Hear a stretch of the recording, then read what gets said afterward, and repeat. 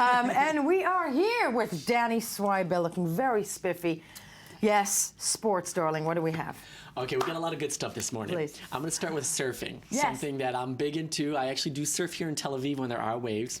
Why does that not shock me? Believe it or not, there are Yes. waves here. Did you know I was a surfer? I had no idea, Okay, so- but that makes so much sense. So yes, it's You're a from good the one. Midwest, though. I am from Chicago. There's no waves in Chicago. No, but but then they become like the best surfers. Those Right. people that had no beach. Okay, well, yes. let's not get ahead of ourselves. I get beat up a lot when I surf. And this is what we're going to be actually talking about today, because there's a story about this young Brazilian female surfer who almost died while surfing. And I will get into some of the dangers that go along with this Please fun, do. crazy, wild hobby. Let's take a look at the report.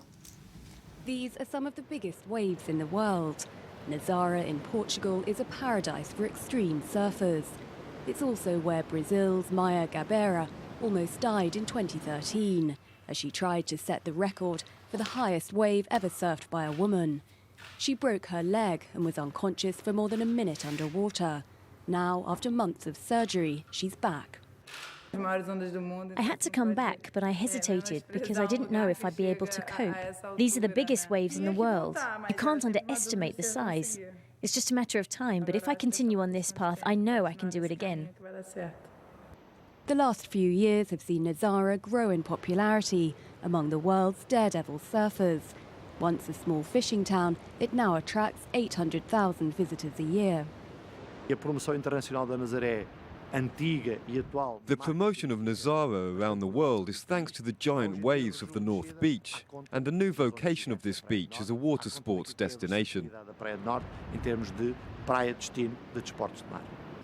Maya started training at the end of October for the start of the surfing season. Her aim to break the world record set by Garrett McNamara, who rode a 24-metre high wave here. But for Maya, it's also a spiritual quest. When I spend the day in the water, I can think of nothing else. I live the moment, I surf, I look at the waves. I manage to stay focused. These are unforgettable moments. There's a lot of energy. It's very intense. There are many things that come into play.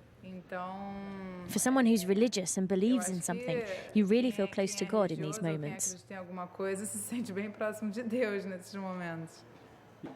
Riding waves since she was 17, Maya will return to Hawaii for the winter.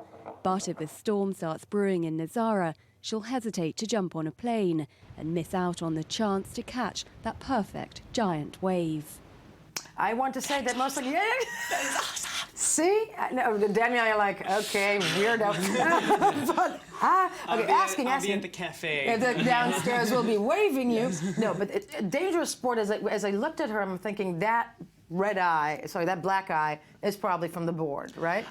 You know, it could be from the board. Even when you hit the water, sometimes you hit the water at such great force that it's knocked people out. Knocked people out to the point of like unconsciousness. Complete unconsciousness. I mean, during my time in surfing, and by the way, I'm talking maybe 1 meter or 2 meters tops. None of those monstrous things. Nothing like that. But even those, I've suffered head injuries, the board hitting me in the face and bleeding down my face. Other surfers, you get cut by their boards. Sometimes you just get caught in a whirlpool and you're suffering in a whirlpool and trying to get out for maybe 20, 30 minutes at a time. So you have to just keep fighting. So it is a dangerous sport. I'm going to play I'm going to play the Jewish mother in this table and ask you, why? Okay, so the why is a very interesting thing, because when you do it, it really feels like time stops. Even if you're only riding a wave for maybe 5-10 seconds, the world truly stops. All your problems truly go away. They say that is what happens also before you die. Yes. I'm just making that point. There's that too. Very good point. But truly, like, everything comes into focus because it is such concentration, because you feel the adrenaline starting to flow. Right. And it truly is a purifying feeling. So all the problems with work, life, family, all that goes away for a second. So I understand or for a lifetime. True. I understand why people continue to go back to this sport. But again, there is tremendous risk involved. Last year, we were hearing people getting eaten by sharks. One surfer was riding a wave, and the shark almost bit him, and he kicked the shark. So I'm moving closer to Daniel. I'm getting really scared. So Okay, it's too yeah. much. Yeah. But it is something special. Again, I say when people ask me, "Oh, you're a surfer," I go, "No, what? I surf, but I'm not yet a surfer because I don't want to take that title because I haven't earned it yet, maybe." So right now, I surf. What would make you a surfer? When I really get to that level where the 10-year-olds who are out there surfing aren't doing so much better than me, Okay. when I'm starting to do better than When the a 10-year-olds, shark eats my limbs. or when the shark eats my Okay. limbs and I can show people, I could say, yes, I'm a surfer, yes. Okay, NBA roundup because we cannot live without that. So NBA roundup, listen, the story in the NBA is the only story that people are talking about is the Golden State Warriors. I came on this show and I was telling you endlessly about how they were awesome when they won the championship. They won the finals last year. Well, this year they're doing even better, if that's possible. They are 22-0. Wow. 22-0. They haven't lost. The It's season just insane. started, no? Or they The season just started. They haven't lost.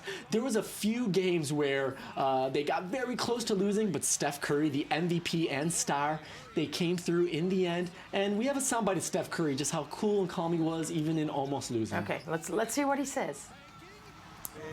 We had to fight for 48 minutes. We had another sizable lead in the second half, and especially on the road. I mean, you didn't expect people to teams to fight and come back, and that's what they did. Credit to them, they played well in the second half to get back in the game and even take a 3-point lead. But we made some shots, got a few stops along the way, and was able to pull it out. My input for that is yummy. Oh, yeah. Yeah, You went to before. I remember we were talking about it in the funds room. Yeah, no, very nice. So, but coming behind them, nobody seems to destabilize that, that's Right sweet. now, nobody. There was the Toronto Raptors who gave them a run for their money. Brooklyn, the Bulls. Go Toronto. Brooklyn and The Chicago. Canadian in the, okay. Yes, in the Toronto's balcony. doing pretty well, but all these teams have tried. They come up a little bit short. They just continue to do it. Steph Curry, who was the MVP last year, they thought he could not surpass his record from yesterday's Right. his stats. Right now, he's scoring 8 more points every game. He has 32.4 points per game, 5 rebounds, almost 6 assists. The guy is doing everything, and they have a well-rounded team. So Yeah. even when he's not on, all of his role players are totally on. So it's going to be very hard to upset that, as you said. Scary. Danny Soibel, I hope you stay with us alive, even though you risk your lives out there daily in the waves behind us. Daniel, thank you for being with us. Of course, that was it for the morning show this morning. Check us out, Facebook, Twitter, all the social networks, and do not forget to tune in tomorrow morning for another edition to start your day. Thank you.